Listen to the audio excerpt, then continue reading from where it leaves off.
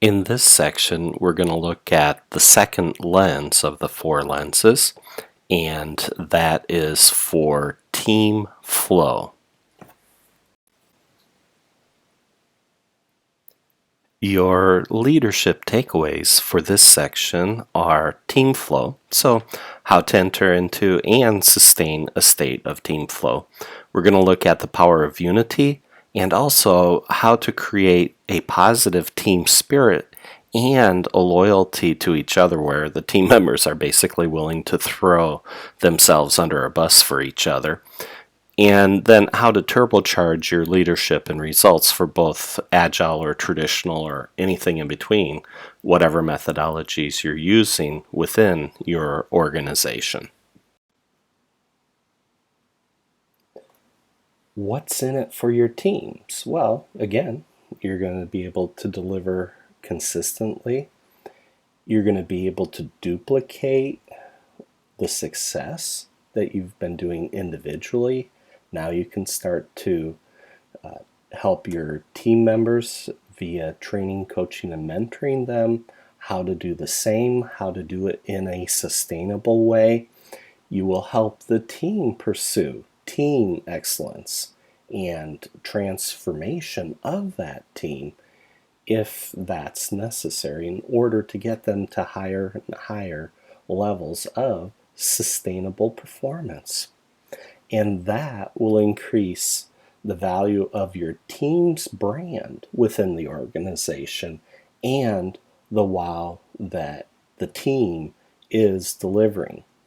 So your teams will be able to consistently and repeatedly deliver remarkable results that derive from unity, entering into a sustainable state of flow by focusing on the most important things like vision, mission, and team goals for the next iteration of the incremental product, service, or result that delivers real business value. Okay? And so you'll be taking your team to higher and higher levels of performance. In addition to the higher levels of performance that your team will be delivering, we've noticed that flow does some really interesting things. It creates an amazing level of team spirit and team member loyalty. One executive got so excited he sent his people in to find out, how did you do that? Because in a retrospective that we had with that executive, one of the team members said, this team is more important to me than my own department. This team and the team members on it have become my friends, so that when we pass each other in the hall, it's just not like, hey, how's it going? We talk, we find out how everybody's doing. And this guy just went on and just oozed this level of team loyalty and team spirit that blew that executive away. He couldn't believe it. He afterwards he said, that's what I want for every team. And every executive wants this for their team. And so this is what flow delivers. And I've seen people who understand the principles of flow, who are able to breathe life into teams and duplicate this level of loyalty over and over and over again. When you are able to do that, executives are going to look at you and just go, how did you do that? And I want that everywhere, okay? Because it's duplicatable. And those are remarkable results. And as you have that success, it's going to breed success with each and every team that you're breathing life into. It just energizes them in a way that's truly amazing. I've seen this over and over again. And I've trained, coached, and mentored other coaches and consultants to be able to do the exact same thing. And so they're able to duplicate this. It's not rocket science. And it appears really, really easy, but it's not. It's not easy to do, because if everybody could do it, they would, but they don't, because they don't understand the mindset, they don't understand the tool set, and they don't really grasp what it is that we're doing in flow that creates these remarkable results.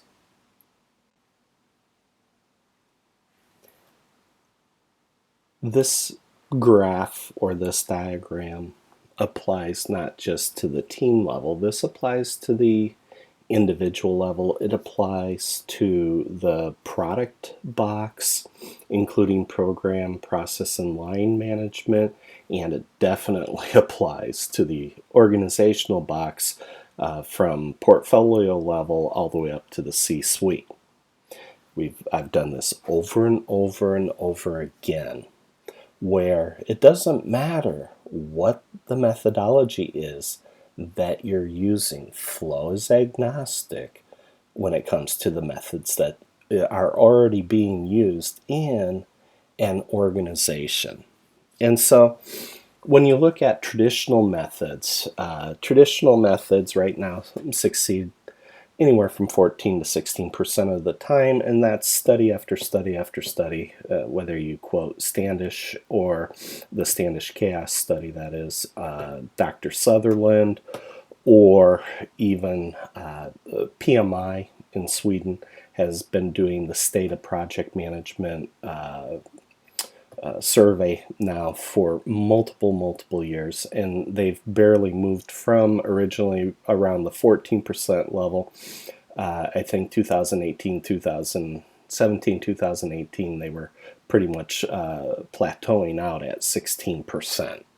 And that's without flow. Now, we have observed over and over and over again that when you use flow with traditional projects, you get agile results, or sometimes even better than agile results if you're using flow with traditional.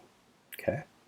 Now, in some of the other videos and interviews that we have, when you take flow and apply it to agile methods, it's like putting a match to gasoline.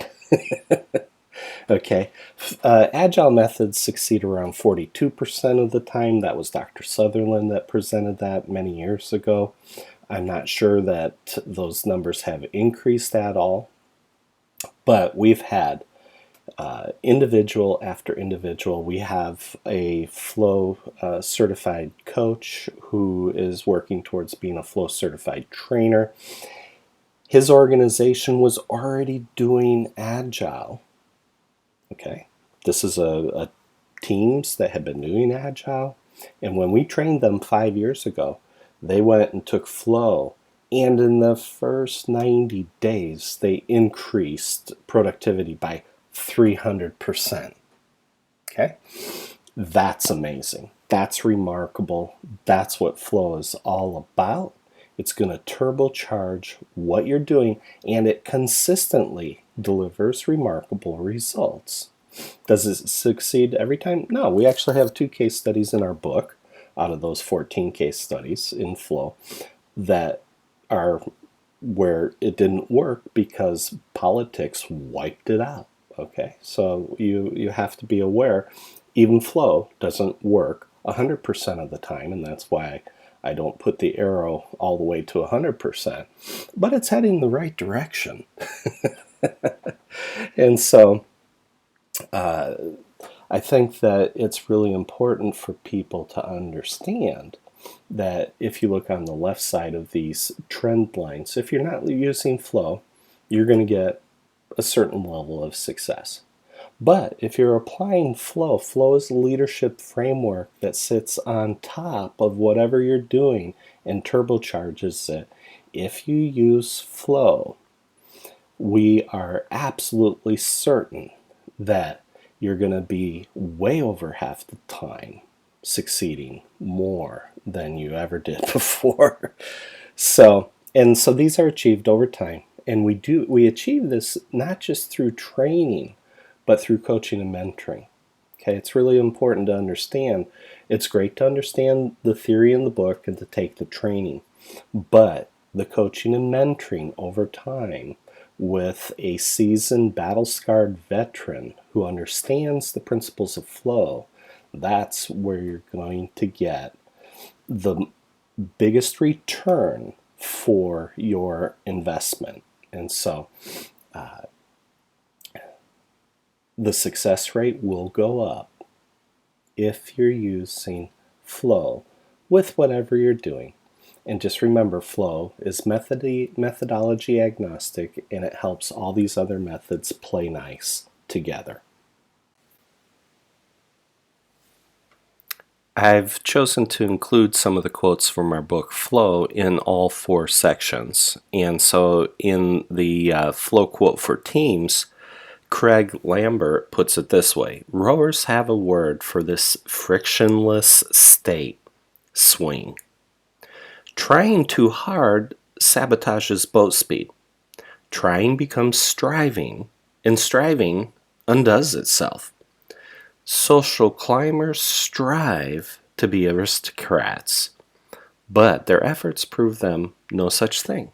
Aristocrats don't strive. They have already arrived. Swing is a state of arrival. And so for a team, you need to be able to have tool sets and mindsets that help eliminate the friction. And that's the whole point of our flow friction analysis and the flow formula that you're going to learn about during this training.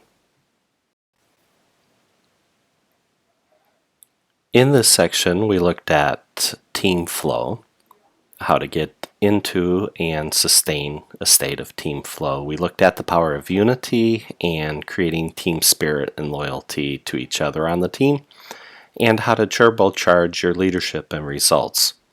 So the application for this would be: decide how you will support your teams as they enter into a state of team flow. Take some time to pause right now and reflect on the 4 whys. Write down which ones, or it could be one or all 4, that your project, product, program, process, portfolio, whatever, what it delivers. So take some time to do that. And again, by the way, I'm not going to probably do this many more times, but for people participating in the FCP Plus program and that have signed up for that, you will have weekly live instructor-led and facilitated Zoom sessions where you can ask the experts whatever questions you might have on the sections that you've been going through for that week of training.